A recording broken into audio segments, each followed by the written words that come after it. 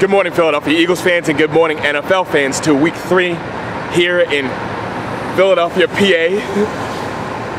Our Eagles are looking to bounce back from a loss to the Kansas City Chiefs to home opener against the New York Football Giants here at Lincoln Financial Field, and to hopefully go 2-0 in a division that's currently struggling.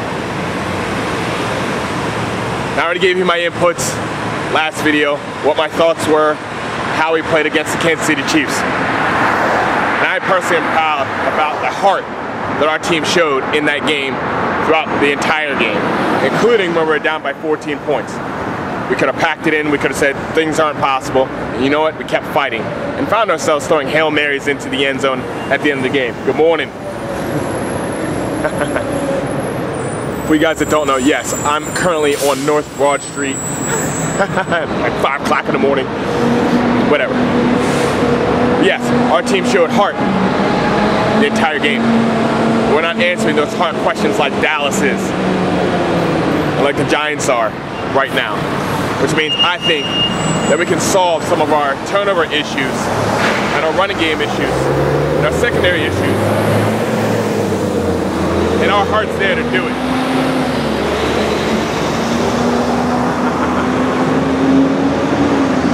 So that being said, we have our home opener against the New York Football Giants here, 1 o'clock on Sunday. And where do we start? Well, I'm going to start first with giving the wife a shout out. The wife was at a store.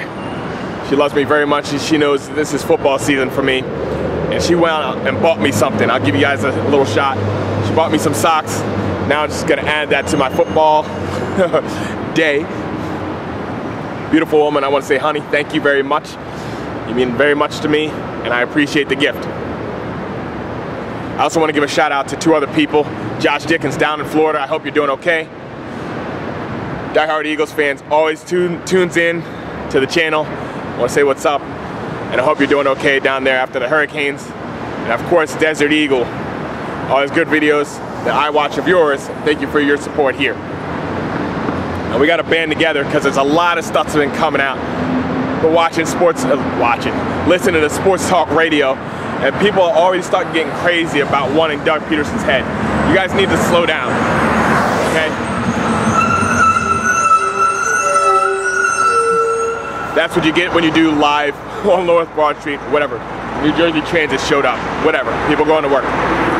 People are already calling for Doug Peterson's head. No, you can't do that, guys. We're not Cleveland.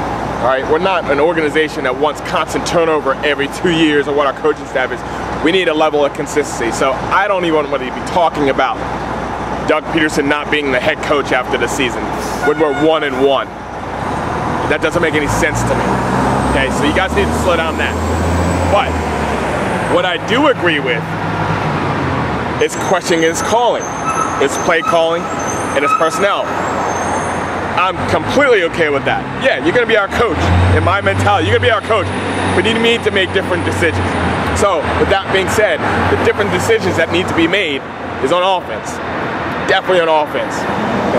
Because there's things you can't control on defense. There's things you can't control on special teams. But on offense, I think you can. Because I think you have more than enough weapons to do what we need to do on offense. The biggest glaring issue that we've had, running back. Yes.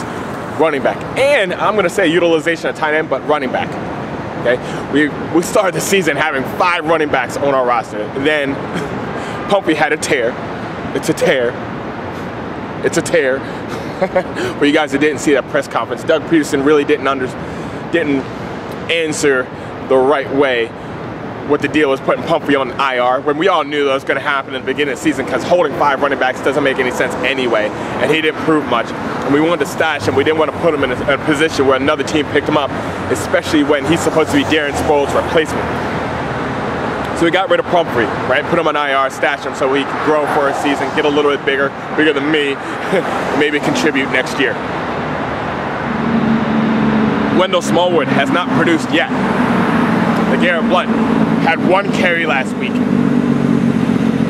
Darren Sproles, we know we have Darren Sproles, but he's small. This might be his last season, and you can't run that guy to death. So it leaves you with what I believe the answer is. I truly believe the answer is, at running back, Corey Clement. I believe what we need to do is run that guy and use that guy like Kansas City's using Kareem Hunt, like Denver's using C.J. Anderson. We need to coach that guy up and put that guy in the game and see how he responds. And yes, we need to trust the guy. Yes, I know a rookie, undrafted, from Wisconsin. He's about 220 pounds.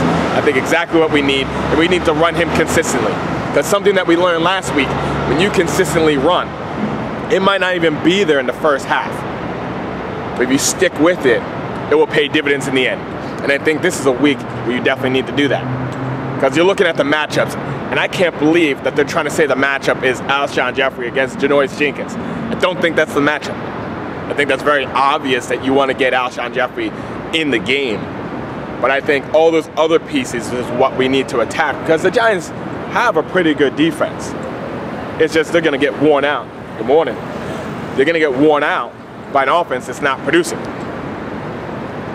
But I'm going to go back to, yes, Torrey Smith, you're going to get some passes deep. You need to high point this ball. You do. Carson Wentz, you need to be a little bit more accurate on some of those deep balls, but you're giving the guys a shot, so I get it. Okay? And our tight ends, it's got to be more than Zach Ertz. Just as much as I'm saying we need to use Corey Clement like Denver uses C.J. Anderson or Kansas City's using Kareem Hunt, we need to use our tight ends, all three of them. We have Zach Ertz in there. Get it.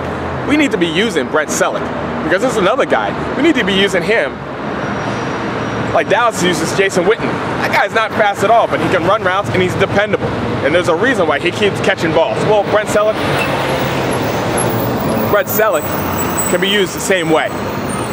And I wouldn't be against using Trey Burton like the Packers use Montgomery and put that guy in the backfield. Find ways to get some bigger people potentially involved in this offense, right? An offensive line. Isaac Seumalo is out. I believe he is out at left guard. I think it's left guard. I could be wrong, could be right guard. I think it's out at left guard. Chance Womack is in. That's the understanding as a fan, what the player's been saying. So we're shuffling things around a little bit on offensive line and trying to find the recipe to be able to have a solid running game. And then we just got to keep on doing our thing on offense. Special teams, yes, you can't have turnovers, but Elliott's going to do the best he can. Calvin Sturgeon's been out. Yes, I don't want to see mistakes. I don't want to see missed field goals, but that didn't cost us a game, so I can't really say anything about that. So far, he's been doing okay. And yes, you can't have the turnover by Sproles, but I think he knows that by now. But then the biggest thing for us is defense. You're taking the Giants' biggest weakness in their offensive line, and they look like a hot mess. And you have to pair it against our defensive line, which is supposed to be one of the strongest in the league. Defensive line and our linebackers. Yes, we are hurt in the secondary, and I'll talk about that in a second. But we need to get after Eli, because we know once we start getting it in his head, he starts making mistakes. But in our secondary, yes, our secondary is banged up. And I like the fact that Rasul Douglas is forced in this position, because it forces him to grow. And it puts us in a position where we're forced to trust this guy. And put him on the opposite side of Jalen Mills. Yeah, Malcolm Jenkins is going to come up with needed and nickel. We have hurt safeties. We're very thin. We just signed another Buffalo Bill off of whatever. Sure.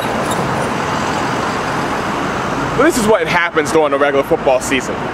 Okay? You can't complain. Good morning. Get some early morning football. You can't complain about injuries, because that's what the football season's about. Everybody goes through injuries. So what teams do to respond to those injuries that makes something great or not. Losers make excuses. And here in Philadelphia, we don't make excuses, and we don't want to be a bunch of losers. So why don't we start by giving it to the Giants like we know how with our season opener here at Lincoln Financial Field on Sunday.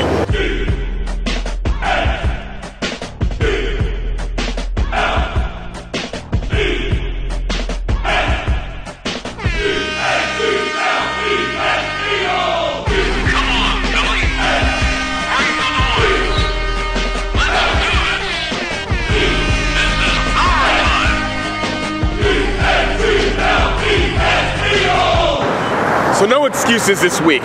We're a better team than the New York Football Giants. And we got to prove it, not just by squeaking by a little bit, but by smashing them in the mouth. Every single play on offense with our running game.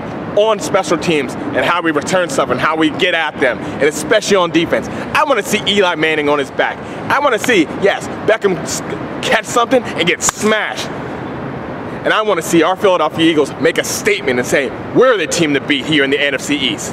Not Dallas, not the Giants, and not the Redskins. We're coming. The NFC is wide open for us. Let's go get it.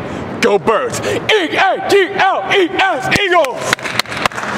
Beat the Giants.